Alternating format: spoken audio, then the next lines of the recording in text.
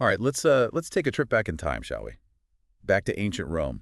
It's the year 193 CE. Ooh, interesting year. Yeah, it is. The tyrannical Commodus is finally gone. Good riddance. You can practically feel this sense of hope in the air, Right. right? Like a new beginning, a fresh start for Rome. Right, a new emperor, new possibilities. Exactly. And they've got this respected senator Pertinax. He's the guy, right? He's going to bring stability, reform, everything they've been longing for. Sounds promising. What could go wrong? Well, that's the thing. 87 days, 87 days. 87 days into his reign, Pertinax is assassinated Oh, wow. By who? Rivals? by his own guards. Can you believe that? The Praetorian Guard, the ones sworn to protect him, they turn on him. It's a shock. That's wild. This assassination, though, it's got to be more than just some palace coup, right? Oh, absolutely. It's a huge turning point.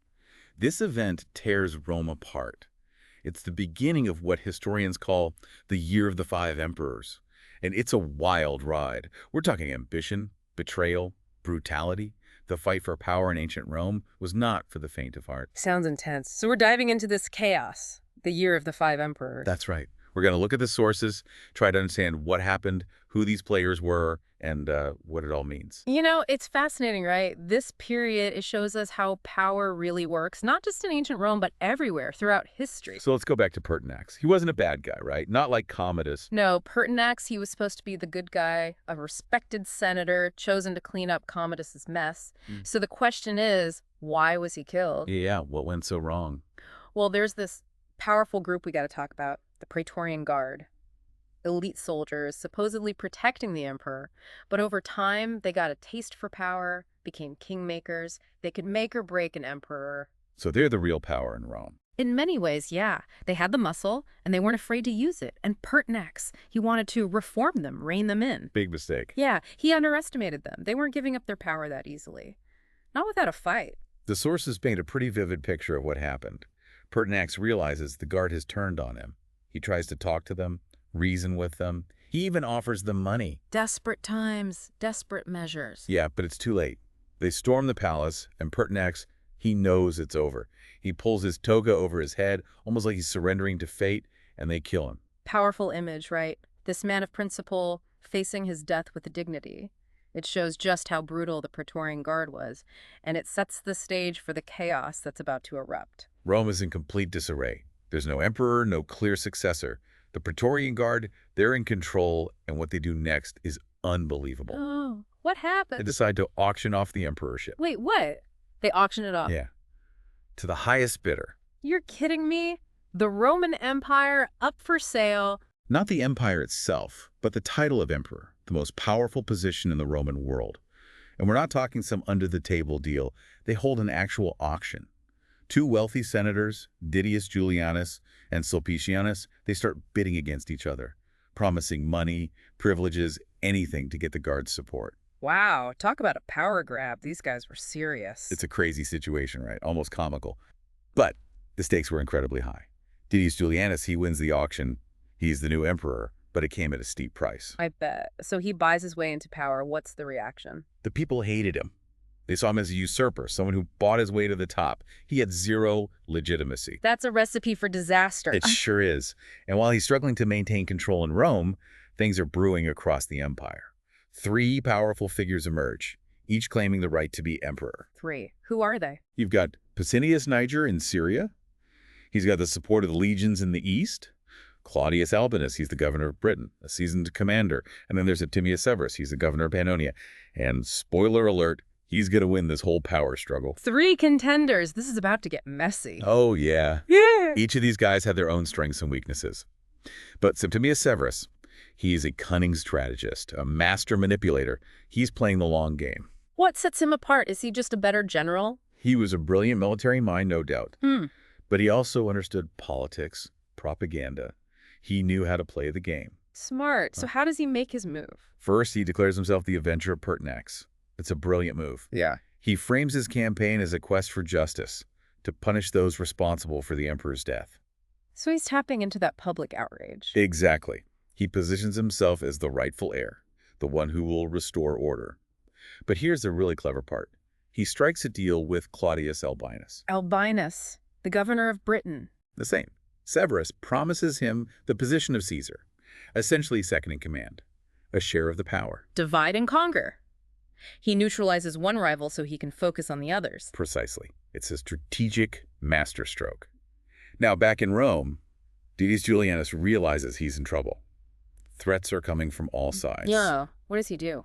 He makes some desperate moves. He tries to have Severus assassinated, but that fails miserably. Not surprising. Severus is always one step ahead. Right.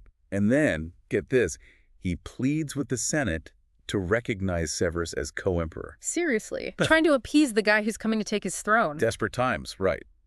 But the Senate sees the writing on the wall. They know Julianus is finished. They condemn him to death. 66 days, that's all he lasted. 66 days as emperor, and then it's over. Severus marches into Rome, the undisputed victor.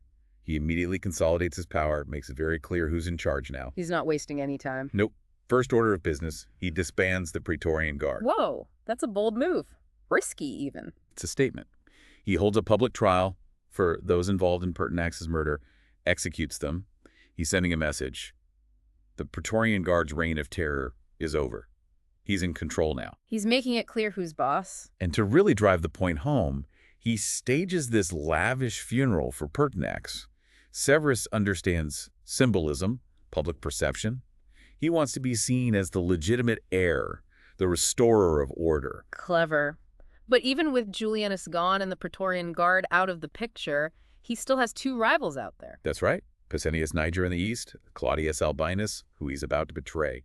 The fight for the Roman Empire is far from over. So we've got Severus in Rome, but he's got these two rivals out there, right? Niger in the east and Albinus, who he made that deal with. It's a tough spot to be in. It was. Severus was a smart guy, though, a real strategist. He knew he couldn't fight both of them at the same time. Had to pick his battles. Exactly. And he saw Niger as the bigger threat, so he focuses on him first. Yeah. But here's the thing. Severus, he wasn't just about brute force. He tries to play it smart. He actually tries to negotiate with Niger. Really? Offering him a way out. Yeah, maybe trying to avoid a big, messy battle. Offered him a chance to surrender, to step down. That's pretty generous, considering. Well, there was a catch, of course. Severus demanded the death of one of Niger's top advisors, a guy named Aemilianus. So not so generous after all. It was a power play, right? Get rid of a key figure in Niger's camp, weaken his position. Smart move. What did Niger say? He refused. Maybe he saw it as a trap.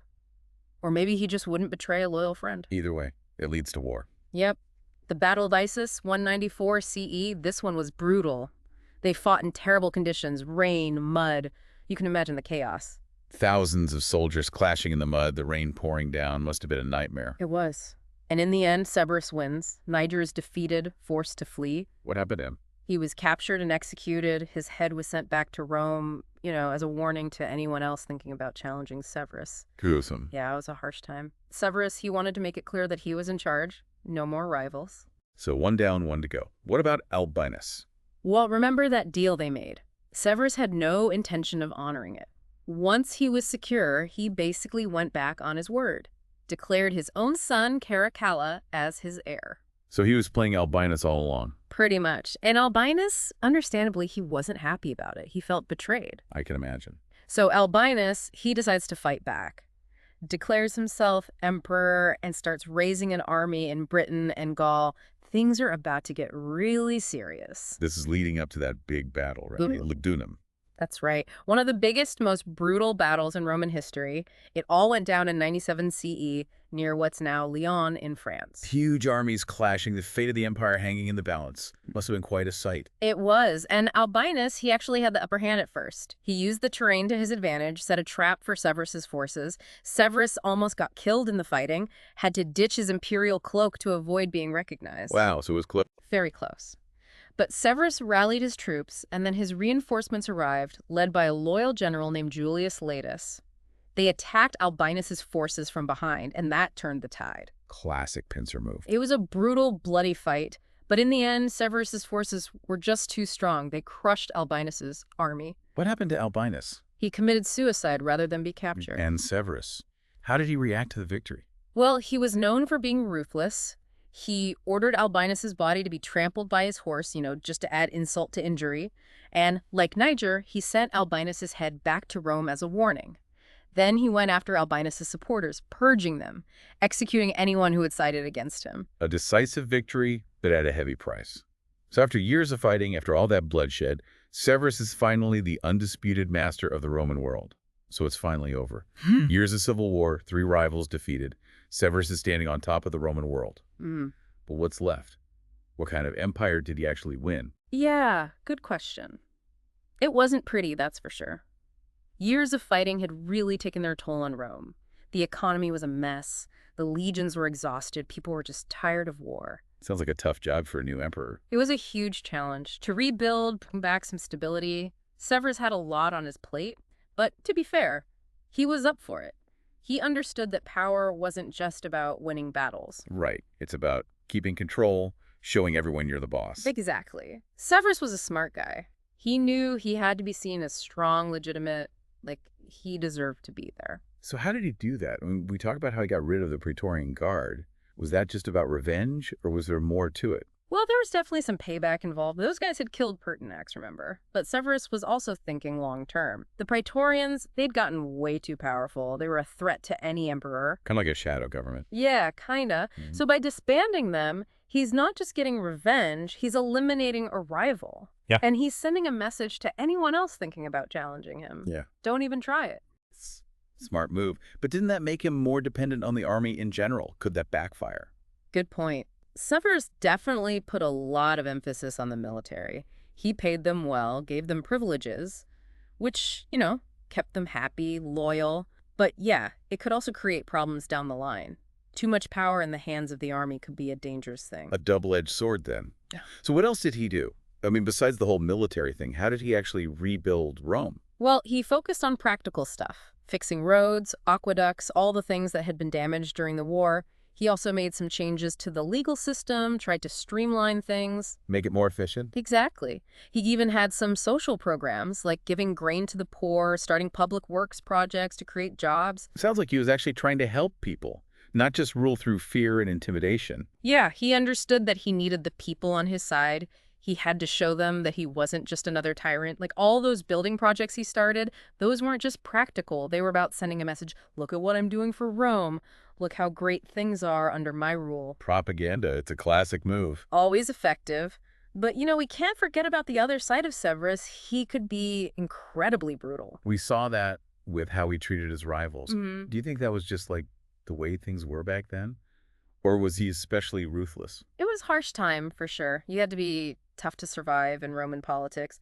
But Severus, yeah, he definitely had a ruthless streak. He wouldn't hesitate to get rid of anyone he saw as a threat, even people who were close to him. Like who? Remember Julius Latus, the general who helped him win that big battle against Albinus? The guy who basically saved his life. Yeah, that guy. Well, later on, Severus had him executed. What? Why? Suspicion of treason. Maybe Latus was actually plotting against him, or maybe Severus was just paranoid. It's hard to say for sure. Either way, it shows that even the most powerful people can be driven by fear.